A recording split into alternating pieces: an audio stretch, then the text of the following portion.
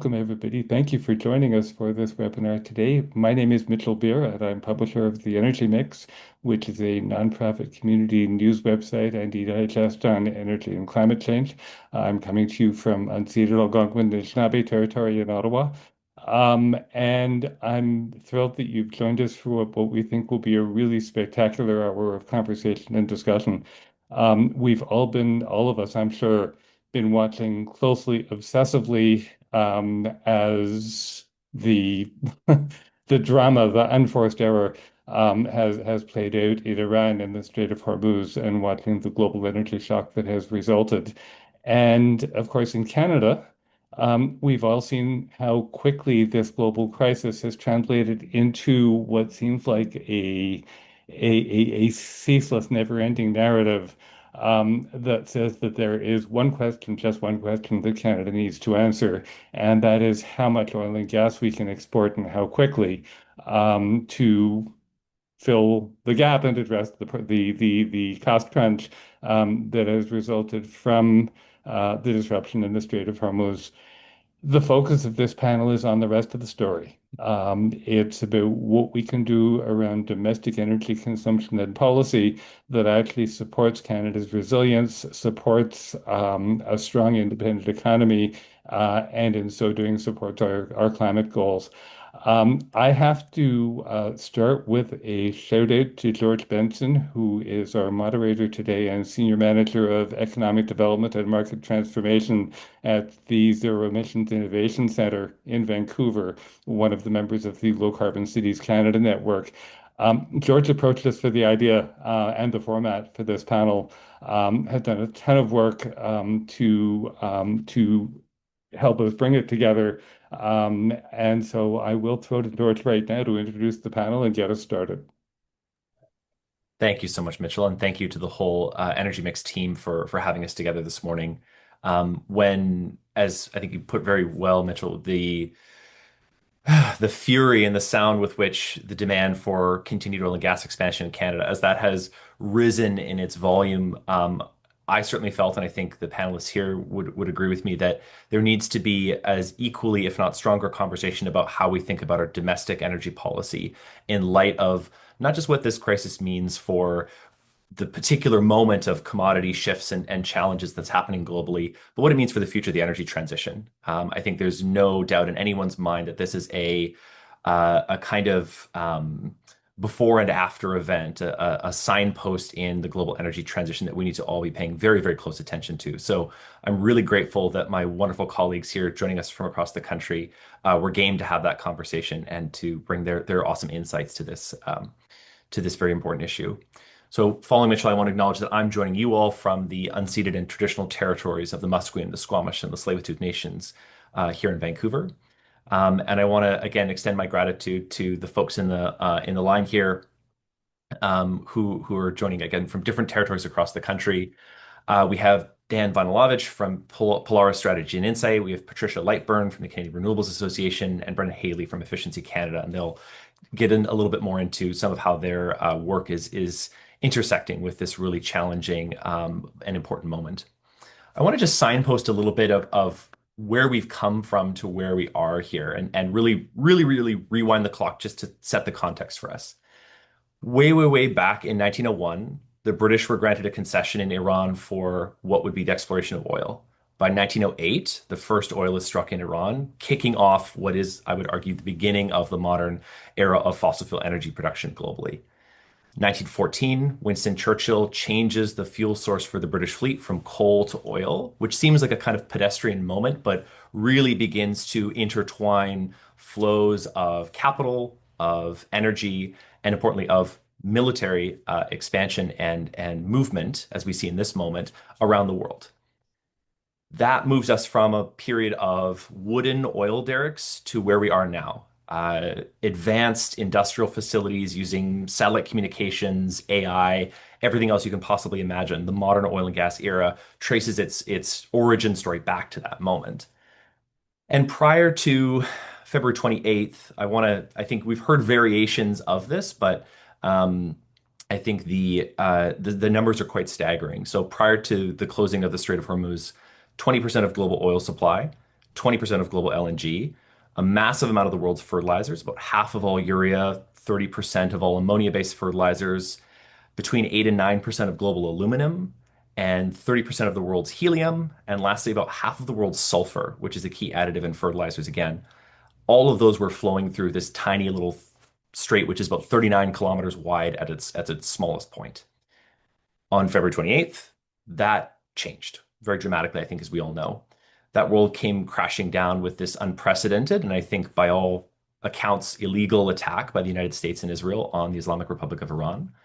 And here we find ourselves now in a conversation pretty much unending. I can't think of a moment that I don't encounter some news story, some conversation.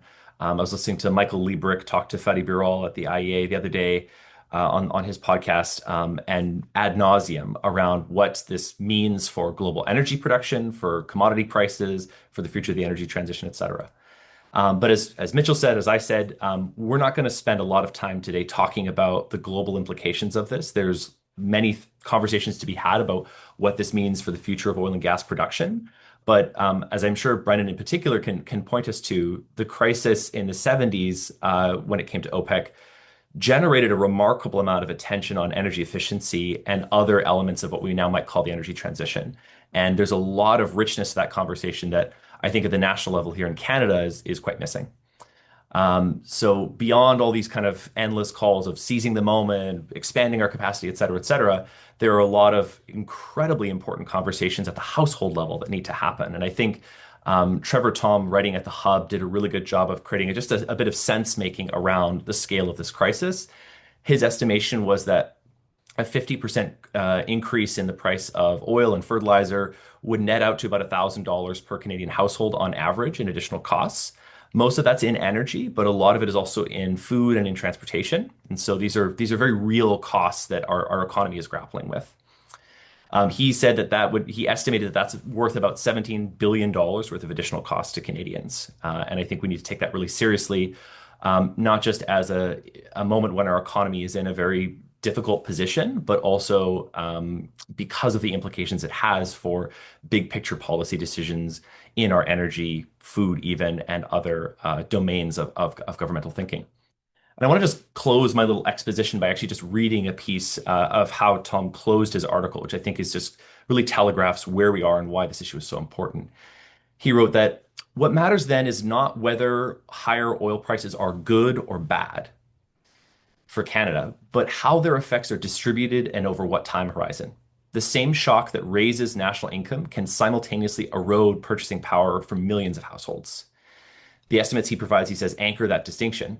They show that even in a country that benefits from higher energy prices overall, the first order effect is an increase in the cost of living, one that is measurable, material, and for many, difficult to avoid. These are the stakes of the fossil fuel economy for everyday Canadians that I think all of us are deeply attentive to. And so our purpose today is to dig into this other side of the equation. What happens in Canada? How do we protect? How do we shape? How do we drive transformations in the energy use, in the way that we think of our economic development that are for the betterment of Canadians today and tomorrow going forward? And so I want to dive right into the questions here by starting with Dan. I've provided a little bit of context in terms of the sort of the long durée of oil and gas development. But I want to start with you, Dan, by asking, have we been here before in terms of this moment of crisis in Hormuz? And if so, what's the closest historical comparator in your mind? Yeah, I think, I guess the first thing to acknowledge is, who is we? Is it the global we? Is it us as Canadians? Because I think the reality is these types of shocks impact different countries and different people differently. I think that's one thing we've seen consistently through history. I think one thing that does kind of transport globally, though, is the price shock. And so we don't have to go back very far. 2022, the Russia invasion of Ukraine, which for the Europeans meant an acute shortage of natural gas. But then as Russian oil was targeted with tariffs, that also had a knock-on effect on oil prices. And so looking back to 2022, we saw the oil and gas price spikes that permeated the global economy, including here in Canada. But I think the the most interesting historic parallel is actually back in the 1970s. And I think why it's so pertinent is because in the 1970s, we had two shocks relatively close to one another in 1973 and 1979. And now we're once again experiencing two shocks in a relatively close proximity, this time just 4 years apart. And so I think, various analysts have observed that you can kind of bounce back from a single shock. A single shock doesn't necessarily drive structural change. But what we saw in the 70s with those twin shocks is that it did actually then lead to more structural change, because while memories are short, memories aren't that short. And having that kind of double hit on price spikes is something that really sticks, and it sticks politically and for policymakers. And that can then drive a lot of the more structural change.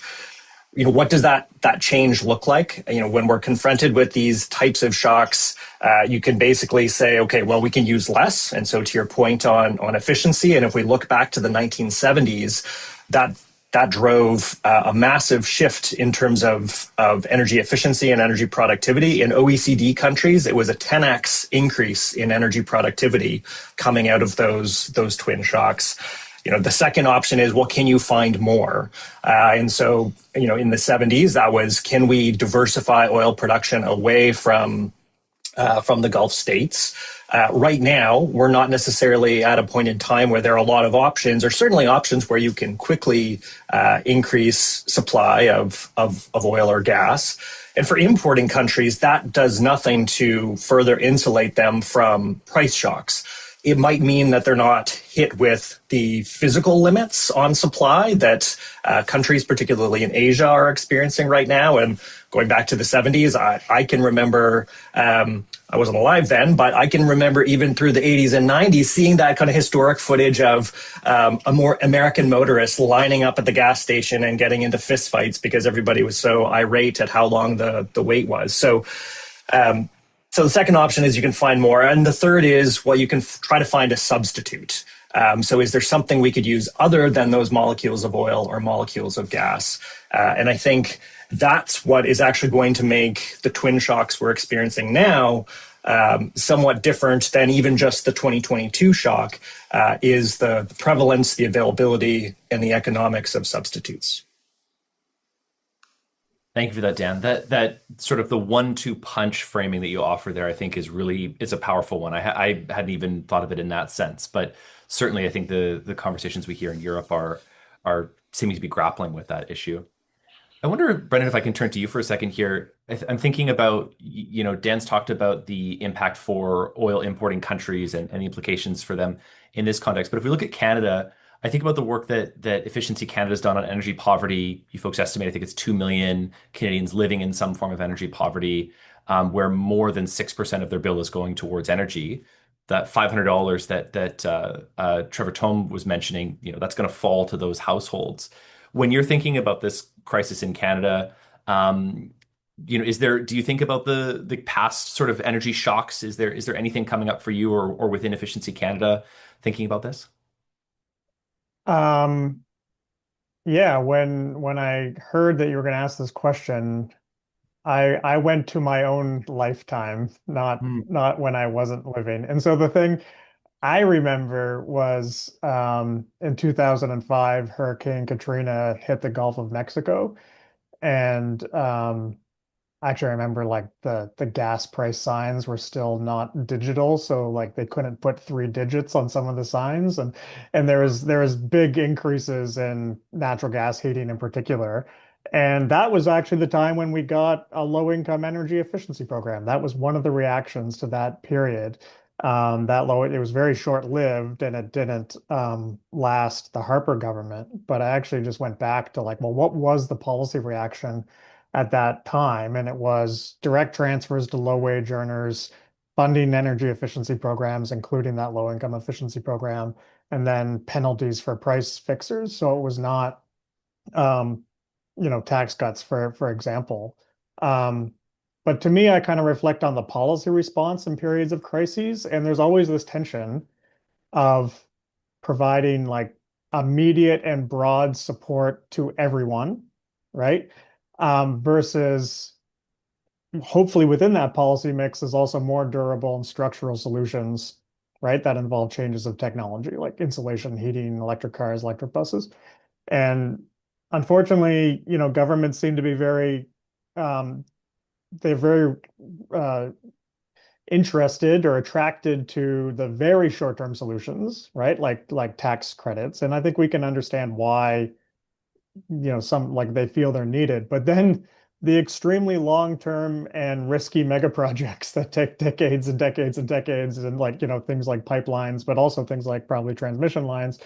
And the kind of impactful structural solutions are often somewhere in the middle. They can be deployed in months or years, things like efficiency, smart electrification, renewables. So that's kind of what I take from that is often when there's a energy cost crunch, how do you deal with that time pressure? Um, on the energy poverty side, I mean, essentially, a lot of this has been thought about quite a bit is low income efficiency is the structural solution, but we also need essentially a social safety net for people to not fall into energy poverty. And that has been proposed through, things called basically percentage of income payment plans, where if your bill goes too much relative to your income, you get an automatic credit. And that would be really thinking ahead to preparing for the next crisis and not saying, oh my God, what do we do? The only thing we can do is reach for a tax cut. But we could actually develop social safety nets against really high energy costs that are similar to, the social safety nets that people have if they lose a job or something like that. Hmm.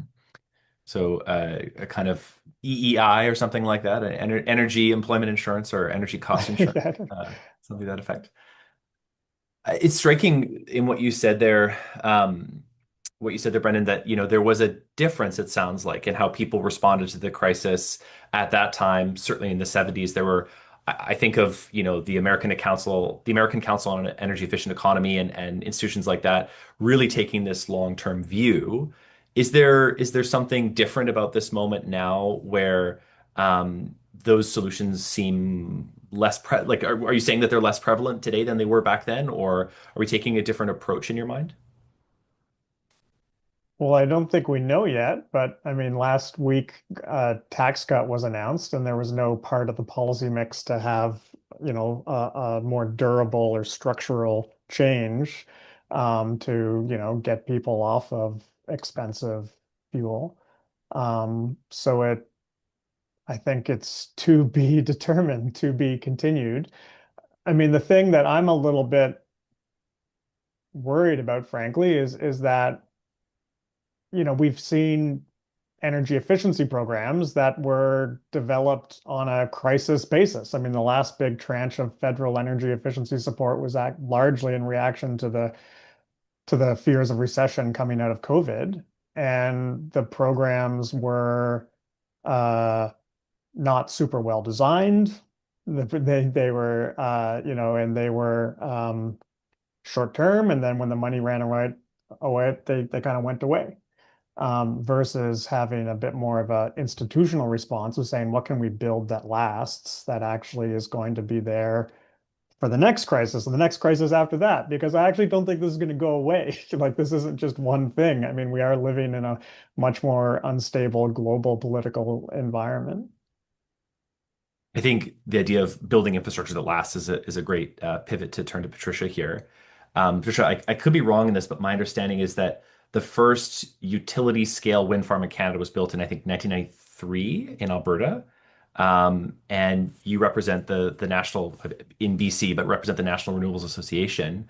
I'm curious how you think of 1970s, okay, there is no there is no large renewable energy industry to speak of.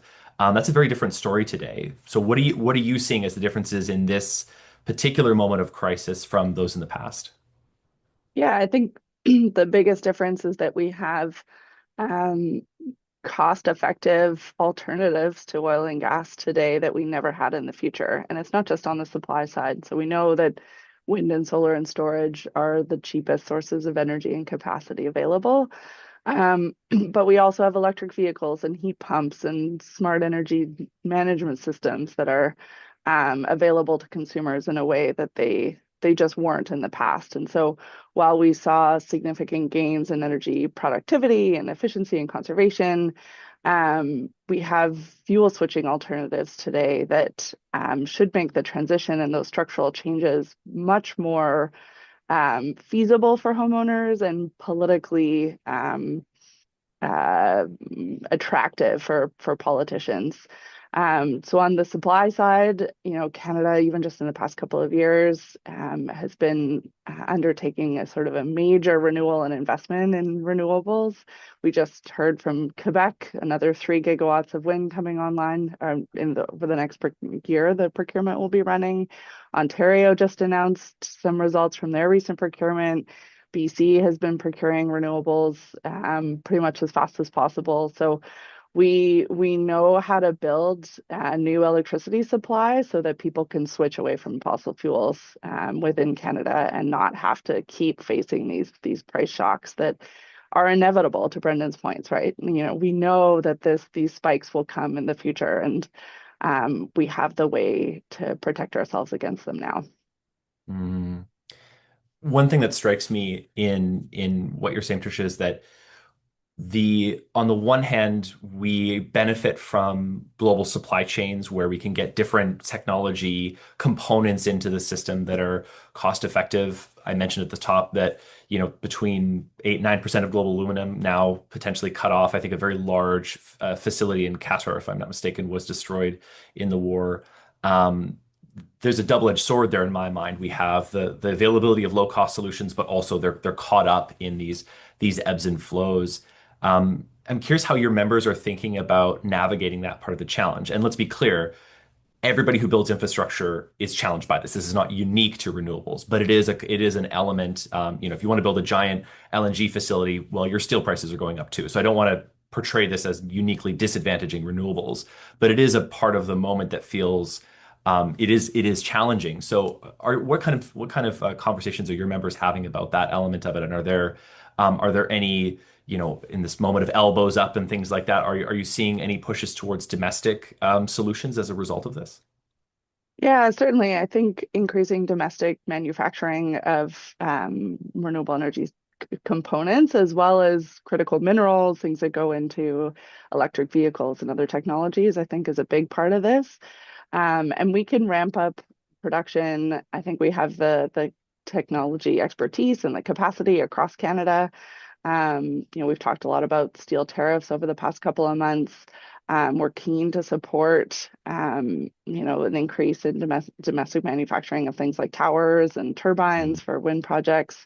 It'll take time, though, so that won't happen overnight, but it certainly should be one of the major policy objectives at a national level for sure, because we know we're going to be building these projects over the next 2 decades. There will be demand for these components, absolutely. So the demand will be there. We just need to increase supply. As is my want in many of these conversations, questions of industrial policy come up, of how do we connect the things we need to build to the things we make and ensure that we're, maximizing the value of, for example, the minerals we extract so that they find their way into these finished products. There's a great piece of work done by Bentley Allen and the Net Zero Industrial Policy Lab, looking at the components that the Canadians make, the so-called industrial base for some of these pieces. And it was striking to me that it's really we are not known for our manufacturing of solar cells or sadly even of turbines necessarily, but we are good at some of those basic components that go in. And I understand that in like transformers, for example, we actually have quite a lot of competency there. But getting smart about how those pieces go in is really key. And I was going to turn it over to you, Dan. I thought you might have a couple thoughts along those lines. Yeah, I think it's this whole question of industrial policy. Industrial policy, to be successful, has to be inherently long-term, and you have to have long-term thinking. And I think that's where we haven't been able to digest that these types of price shocks are a feature, not a bug, of the fossil fuel energy system globally. And consequently, we're not necessarily solving for some of the challenges that come with them with that kind of long-term thinking, whether it's industrial policy or even fiscal policy. So, for example, one of the challenges right now, and it's going to impact Patricia's members who are currently developing projects, is if these oil and gas prices stay high for any extended period of time, we're going to see inflation. That's likely to lead the Bank of Canada to increase interest rates.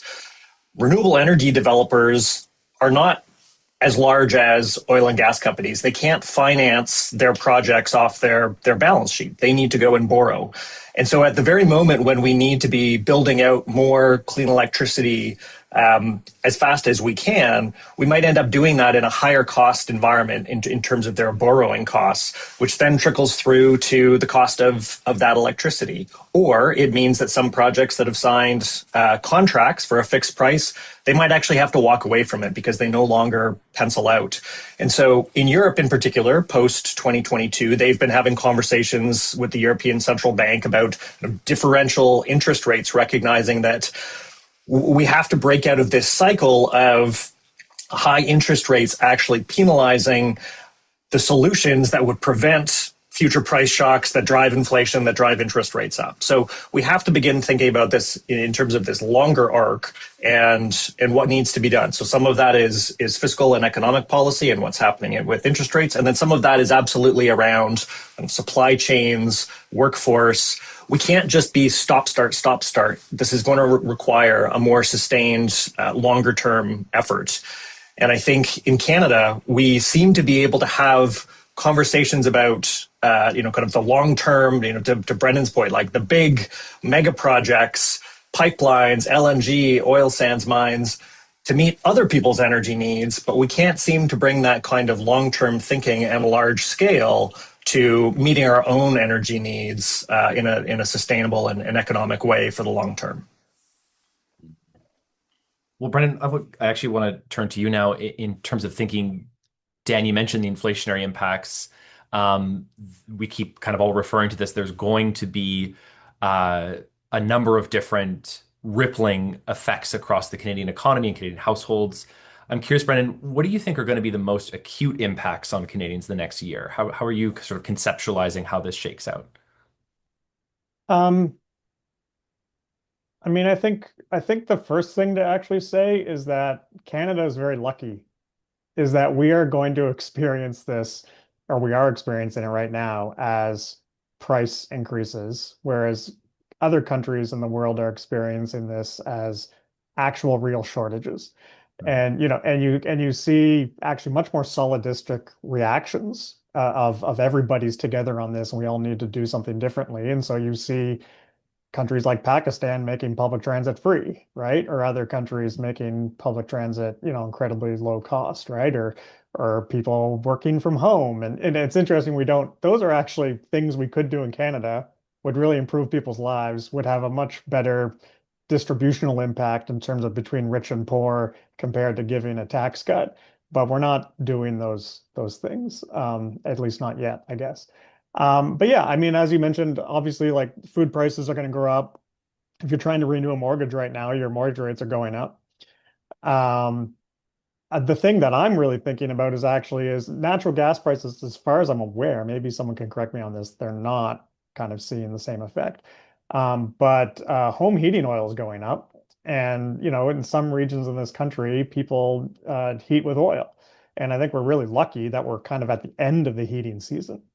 So what's the next heating season going to look like is the question, right? And can we even think ahead to like, hey, what can we do between now and the next heating season and then everyone after that and after that? These are the kind of questions we should be preparing ourselves for. And it's not looking great on that front. I mean, I actually was just doing an interview this morning that PEI just canceled or significantly reduced its program that gave people free heat pumps to help get off of oil. So provincial governments that are feeling financially strapped are removing some of the supports for people to not have to use fossil fuels.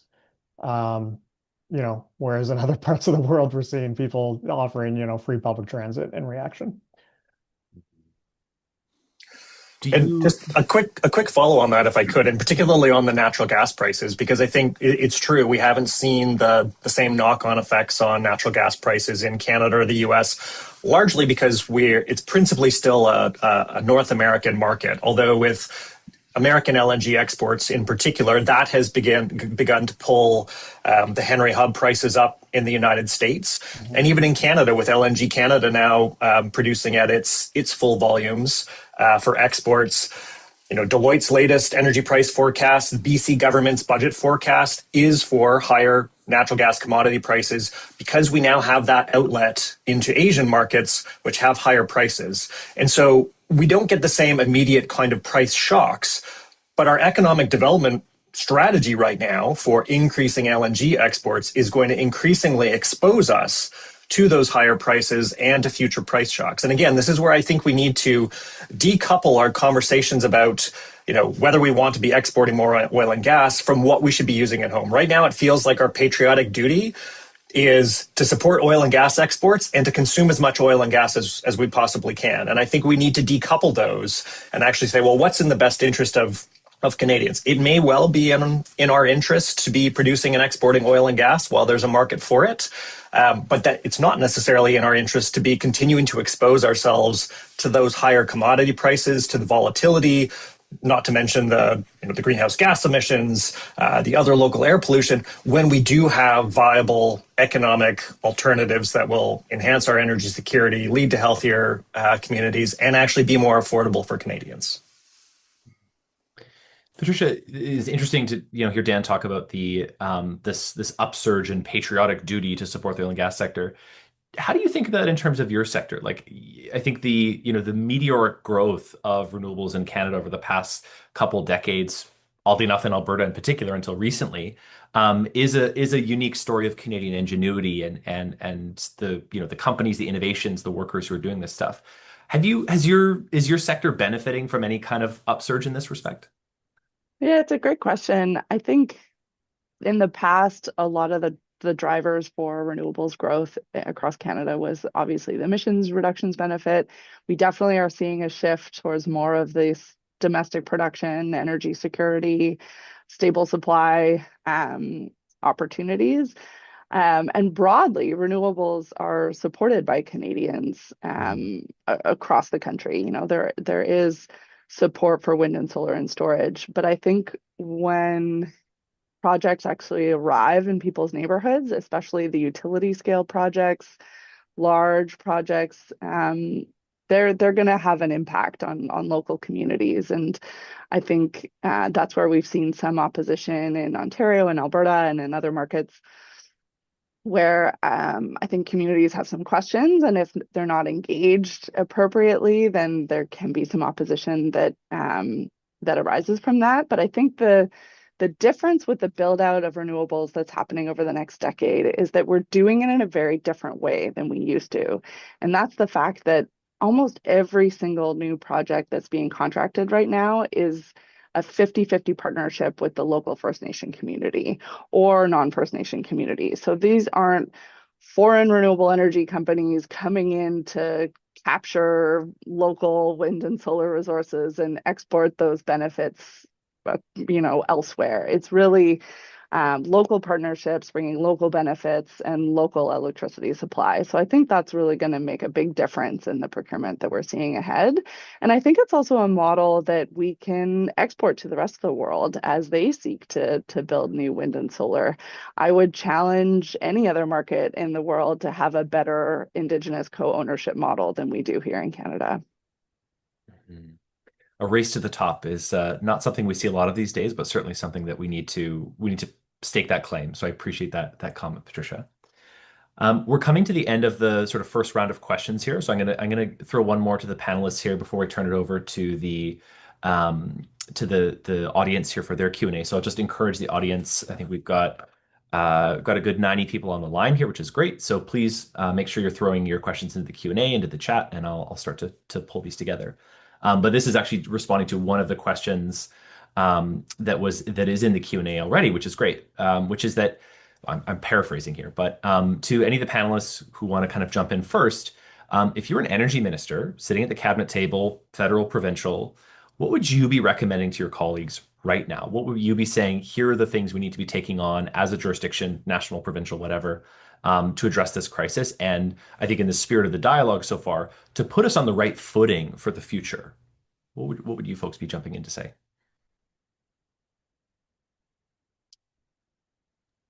I You got see. to pick Oh, one of us, George. pardon me? You should pick someone. Or I'll All right, go. Brennan, you're in. Um, yeah, I think we should say let's prepare for the next price spike and whatever insanity the world throws at us next. Um, and so that means let's build institutions that can withstand what's going to happen, what's going to happen next. And as I said, I think one of the challenges of clean energy solutions is that they're quite fast, but they're not as fast as a tax cut, right? But what we can do is we can build, say, a social safety net against energy poverty, at least for home heating, right? Where people automatically get, say, relief credits on their bills if their bills become too high relative to their income. So I think we should really think about building those automatic stabilizers like that. Maybe think about similar thing in the transportation system, like when do we want to reduce the fares of public transportation during the next thing? And then, of course, let's create those structural changes for long-term resilience. And that doesn't look like on the energy efficiency program side, that's not quickly, secretively, and badly designed programs that then go away when the money runs out. That looks like, I think, a long-term mission to upgrade the housing stock to be energy efficient and free from fossil fuels. And it needs to be clear what entity in the federal government is leading that mission, what resources they can rely on, and what are the goals. And I would suggest the goal should be let's dramatically improve energy productivity in Canada, at least double it, because that's an economic advantage and a resilience advantage. And let's eliminate energy poverty, because if we want to call ourselves an energy superpower, I don't think we can legitimately call ourselves that if people are in energy poverty in the country. I love that. Those are really concrete goals. Yeah, go for it, Patricia, please. Yeah, I mean, I definitely agree with all those points. And in addition, I just think we need to do more for the average homeowner. And I think there are things we can do that have an immediate benefit to the homeowner or near immediate benefit. Solar panels, electric vehicle incentives, battery incentives, like things, retrofit incentives, like those things can have a very quick effect for homeowners, and they'll save on their total energy bills, as well as prepare homeowners for a future price shock. So I think, that can be an immediate response. I recognize that governments don't have a lot of cash to throw out right now, so that's certainly a challenge. Especially in BC, we saw the budget a couple of months ago. There's not a lot available, but I think that homeowners, they need the support, and we need to be giving support in an effective way that sets them up for success in the future. So that I think needs to be a priority. Just to pull on that a little bit, Tricia, is there anywhere you would look to that's doing it right now? And you're thinking, yes, this is the kind of stack of these solutions I'd like to see more of. Yeah, I mean, we saw the UK mandating that all rooftops will have solar, new builds will have solar. Like we could do that today, and that doesn't have an impact on the provincial budget. So we need to make those kinds of changes right away. They can be policy and regulatory solutions as well. Yeah. George, Dan? can I follow up Yeah, on Patricia's? please. I just wanted to make the point that I also really think that we can do things way faster than before. I'm really excited. My list is like you can get a smart thermostat in a day, balcony solar, window heat pumps, virtual energy Exactly. audits, virtual energy commissioning, financing delivered by a contractor that's there when your furnace breaks down. We don't have that in Canada really too much, but we could. So I actually, yeah, I think the challenge for us is to be able to get these solutions out fast, where it's almost as simple as filling up your gas tank, and we're getting way better at it. Thank you for that. Dan? Yeah, to build on, I think those great ideas. I think there are two things that any government needs to do right now. I think One is they do need to respond to the acute pain that many Canadians are feeling financially, and I've been critical of the government's tax cut on gas because it's so broad, because it benefits all drivers, not just those drivers who actually need it most. And it's actually going to be regressive. The biggest beneficiaries of it will actually be wealthier people who tend to drive more and fill up larger vehicles with gas on a more frequent basis. So I think being more targeted, some analysts were suggesting that the federal government should be using the quarterly GST rebates, which are income tested. You could even have an adder on that that's calibrated to fuel prices so that it adjusts, corresponding to what's happening with prices at the pump. So to be more targeted in terms of delivering that support to those who need it most, as opposed to something like just a broad-based gas tax cut. I think that's just more fiscally responsible in our current fiscal context, as Patricia noted. So you do need to address these chronic things, these acute issues. I think you also need to say, okay, this is actually a chronic issue. So what are the more fundamental fixes? And this is then the longer-term investments that need to be made both institutionally and capital steel in the ground. And I think building off Brendan, we need to at least double energy efficiency or energy productivity. We've heard the Prime Minister saying that he's going to release an electricity strategy that aims to double electricity supply. Excellent. Let's get on with that. We'll probably need to at least double, if not more, over the next 25 years.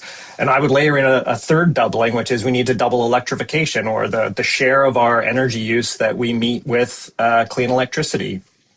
So that's getting into things like heat pumps and electric vehicles and induction stoves, electrifying industrial heat. So I think that doubling those three dimensions of how we produce and use energy would go a long way towards creating ultimately the stability that we need. And then last but not least, this is a moment for elected officials to have a conversation with Canadians about how we produce and use energy, and how we can do so in as cost-effective and affordable way as possible. And so I think we need to be seizing that opportunity in this conversation, as opposed to kind of trying to pivot off it quickly by saying, well, here's a quick tax cut. We really don't want to talk about high prices and energy. We want to get on with other things. This is a moment to have a conversation about energy and how we can best position Canada to weather the inevitable storms that are going to come at us in the future. Can I just build on that? Yeah, Dan, I think you summarized that so well. And all three of those doublings that you talked about, those are all very good for Canada's economic growth, right? Energy productivity, check. Electrification, inherently energy efficient, right? All of those technologies, our energy will be used more productively.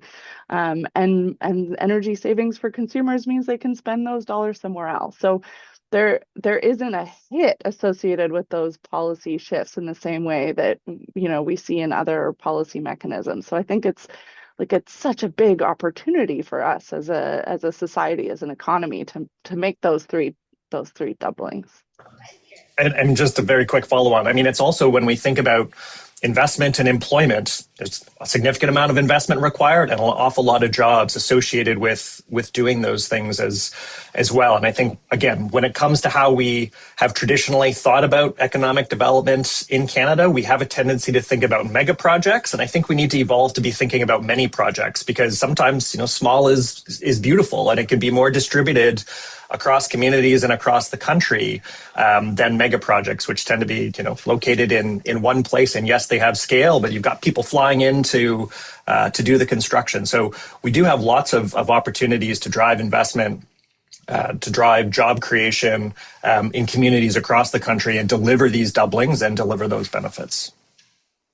This is interesting, because one of the questions in the chat was around how so many of pretty much all of the projects of national importance have some relationship to resource extraction. Some of those are very explicitly fossil fuel projects. Some of those are more on the critical minerals side, but they're all big, and they're all about fundamentally pulling stuff out of the ground. And the question is, how do we get to what we call them clean energy mega projects or otherwise? But I think what you both just hit on, and Brendan, I want to tee you up here in terms of efficiency, is mega projects don't need to all be in one place. When you think about the scale of transformation that some types of investments can create, this distributed impacts can actually be quite tremendous at the end of the day. And Brendan, Efficiency Canada's work on efficiency as a nation building project, I think really speaks to that. You folks have done a lot of conceptualization there. How do you tell that story of, hold on a second, yes, you could build ABCD giant facility for $20 billion, but actually how, if we're making investments in, far too unloved things like insulation, you get a big bang for your buck. Talk us through a little bit how you folks think of that. Yeah, I've written on this a bit, and if you go back to say like the mandate letter that Carney produced in terms of the objectives of the government and why they want to do these nation building projects, all the policy objectives match much better with something like energy efficiency than some of the riskier nature of the mega projects. So productivity, energy efficiency improves productivity by definition, I mean, because you're producing more GDP with less energy input or less energy waste. It's way faster. You can deploy it in months. You can deploy it in years. It's regionally fair because energy savings are everywhere. It's very made in Canada. We wrote a whole report on this where, if you really want to think about, what is a local made in Canada energy source, energy efficiency is quite made in Canada. Cellulosic insulation comes from the cardboard you put in your recycling bin. Most of it is, almost everything is using Canadian expertise. We have innovative companies with patents in smart thermostats and, really sophisticated motor systems, right? So it's very made in Canada. And then the other piece is it makes all the other projects better.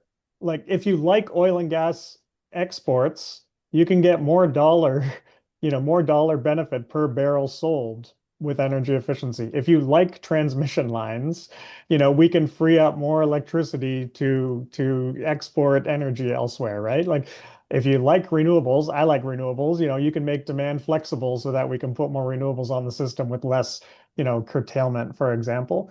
So that's the way we thought about it. I mean, I think it's like, why is that not happening? It's not happening because maybe it's not happening yet.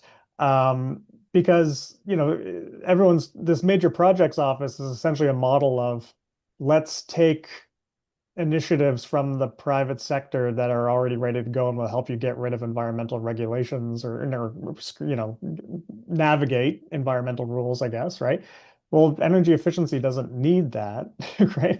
But what energy efficiency does need is something like the type of approach we're taking to, say, defense or maybe to new buildings now, which is kind of a more mission-oriented approach of here's the goal, here's the organization that's going to help meet that mission. It's striking to me though, Brennan, because I do agree that there's a difference in the kind of the structures that underpin those kinds of responses. But I was listening to the folks at the Arc Energy Ideas podcast just this morning, and they were very casually talking about the government underwriting not only the carbon trunk line in Alberta, but also further pipelines, further oil and gas investments. So if everybody's getting government money, then we need to have a thoughtful conversation about where and how that's distributed. And we have made, I think, of the Syncrude investment, like the development of the oil sands in Canada wouldn't have existed without, oddly, a tripartite investment by the government of Ontario, the government of Canada, and the government of Alberta to build what is effectively the bitumen industry now. So we've done these things before, right? It just takes a perspective shift. But Dan.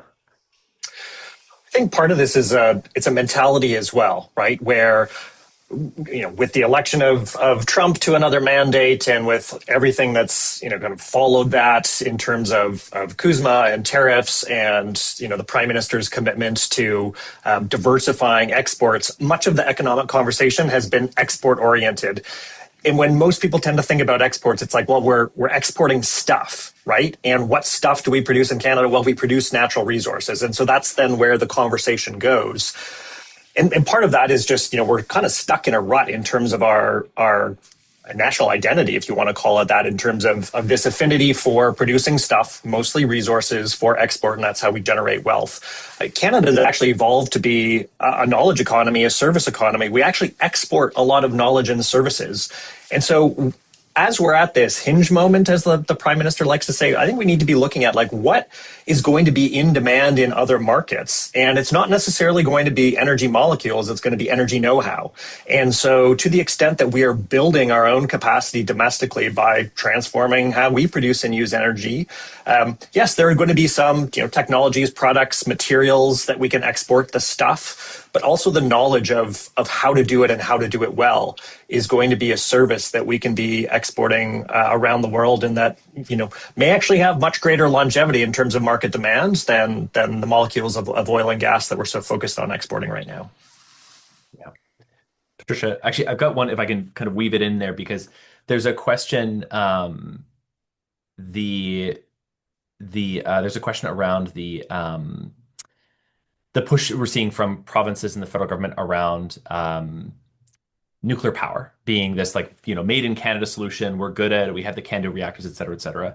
Is that something you're facing up against? I don't know if you want to weave that into what you're going to say, Patricia, but is that something you're facing up against in your industry, and how are you balancing this sense of no, we make this stuff, but also we can do this stuff because there's such a longer timeline, of course, for deploying nuclear.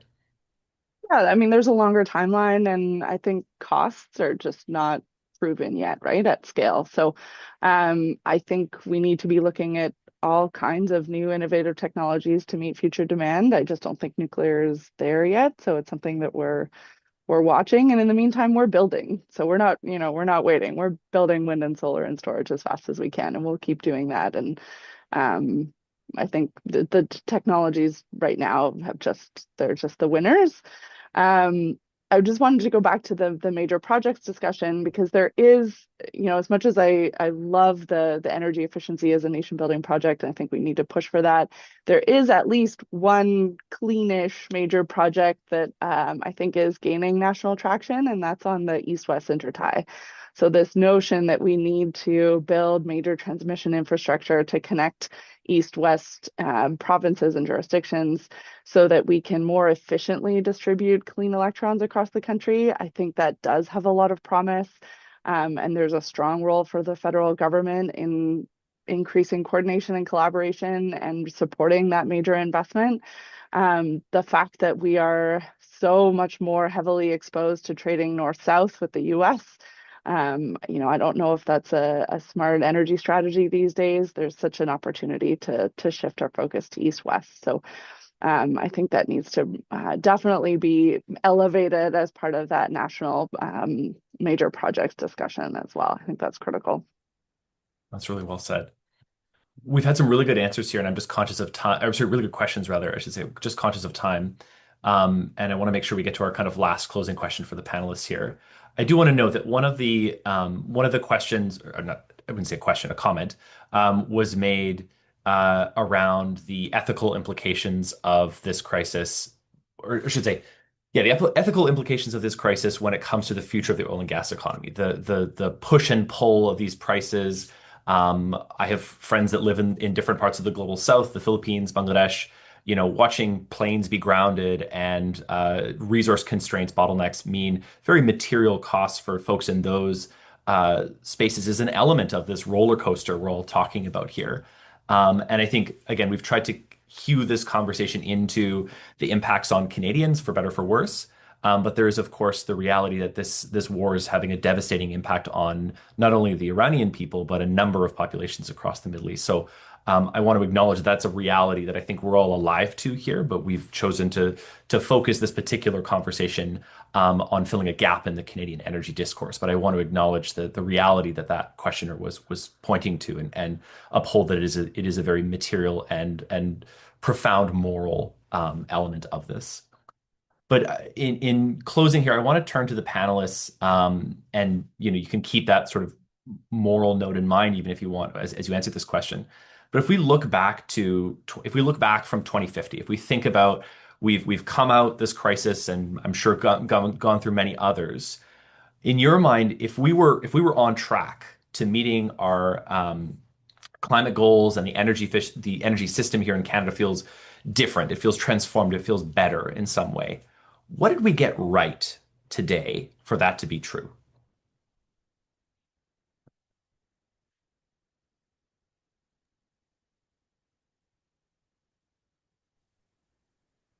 Pick one of us, or All right. First one who unmutes gets it. I mean, maybe this is too obvious given where I work, but I think the fact that in almost every province across the country that we have major renewable energy procurements happening at significant volume, I think that's definitely something that we're getting right, and I think is going to have a big impact. So that's certainly something that worth celebrating. Brendan? Yeah, I would say, I think for multiple reasons, we feel under threat. There's lots, there's been threats on our sovereignty. There's been wars created for no reason. So I think the reaction should be, how do we not get surprised the next time? How do we prepare for surprise? How do we build institutions that allow us not to be surprised? And I think, thus far the reaction, has been, well, we need economic growth and that'll help us. And it's a little bit disconnected. I think to Dan's point, it's disconnected from your daily life and what you can actually do. So, I would like to see, I think maybe to Jason's point again, the question of like our national project should also be about building resilience at core areas of life, right? And so that's like food and good health, durable homes, self-sufficient communities, mapping local assets, making sure you can transport yourself affordably or get what you need in your local community. It would be important, I think, to kind of build resilience in those areas. And so I think energy efficiency is very good at it, but so are, a lot of the other, low carbon green technology solutions. And it gives people something they can do, not just wondering if they support big mega projects or if they don't support big mega projects. One of the questions, Dan, just before we go to you, one of the questions in the chat was around the role of cooperatives and like local institutions in supporting this. And I think, Brendan, one of the things that stands out for me, what you've been saying is this question of institutions, not just build a program, write a check, build a facility even. And of course, Patricia, as you're saying, we need to be building some of this infrastructure for our long-term, not just, I know lots of us here have talked about the economic issues, but the economic issue of your energy bill or your food cost is very material to your well-being. It's not just a question of dollars and cents in some abstract way, but the institutional piece, I think, is a really interesting pull out there. And I just want to tie that to the question the person was asking. There's a opportunity to be broader than just, widgets and shovels going into the ground. But Dan, looking back from 2050, what do we get right here? I think I'm going to kind of zoom it out a little bit. And I think, so we've had Prime Minister Carney say that, Canada is and ought to be an energy superpower, both in conventional and clean. And, I would say thus far in his mandate, there's been a lot of emphasis on that conventional side, and that has been better defined in terms of what does it look like for Canada to be an oil and gas superpower. What isn't yet as defined as what does it mean for Canada to be a clean energy superpower? And I think getting it right means that we actually need to define what that is domestically and how we show up in the world and what we add to the world and contribute. And if we can get that, then I think that allows us to undergo an evolution from an economy that has been focused on and has benefited significantly from our oil and gas resources to one that is going to be resilient and durable and competitive as we see countries around the world making this transition away from fossil molecules to clean electrons. And so, there's a lot of discourse around kind of petro-states and electrostates and, Canada, like Norway, for example, like we have the opportunity to actually kind of bridge between those two and to go through a process of evolution. But we have to make that choice. It has to be a conscious choice. And so I think if we want to look at this rupture, this hinge moment, call it what you want, I think it is the opportunity to then say, okay, well, what is what's it going to look like for Canada to navigate that path and to have the political leadership that actually took us through that evolution to becoming a clean energy superpower?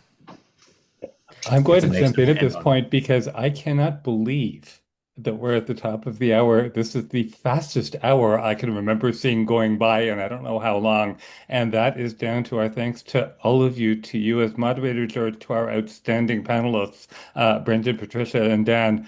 I want to extend thanks to Lella Bloomer and Carrie Munden and our team for running the chat and the various technical aspects of this webinar, and to Kylie Breston, who's covering this for the Energy Mix. Watch for her coverage in the next few days. We will share the recording with everybody who registered for the webinar. And I was going to say that we'll do our best to answer any questions that we haven't had a chance to address. But George, I think you got them all. And that's a whole other layer of saying thanks to our outstanding moderator. For anybody who has about a minute to go past the hour, there's one piece of the puzzle that I'd like to add. George, you referred to that original not Suncor, I'm sorry, Syncrude grant that really was one of the cornerstones of building what we now know as Canada's oil sands industry. There was another side to that story, and a couple of panelists have said you were referring to something that, to events that happened before you were in the work, before you were drawing breath. In the late 1970s, early 80s, I worked at a paper called Canadian Renewable Energy News. And around the time that the Syncrude deal was negotiated, we received, in those days, journalists literally received plain brown envelopes at their door. And we knew this one came from the then the Department of Energy, Mines and Resources, because we knew that all of their drafts were written on recycled matte paper that was being used as scrap paper. This think piece in-house at EMR compared the costs and benefits of this massive transformative investment in Syncrude and a Canada-wide home insulation program. Concluded that the home insulation program, this won't surprise anybody here, would have created more jobs, more equitably distributed, would have saved much more energy than Syncrude would ever produce. But that officials were dead terrified to go for door number two because success would have depended on millions of individual decisions that they couldn't count on. Whereas Syncrude depended on one high stakes negotiation that went till 3 in the morning because that's what they do, but then it was done. And that's one part of the story of how we are now having this conversation about how we free our economy and free ourselves from this industry that's now so dominant in the Canadian landscape. With that, I'm going to thank everybody for being here. Thank everybody who stayed overtime. And look forward to continuing the conversation with the panelists and everybody who tuned in today. Thank you all. Thanks so much, everyone. Thank you.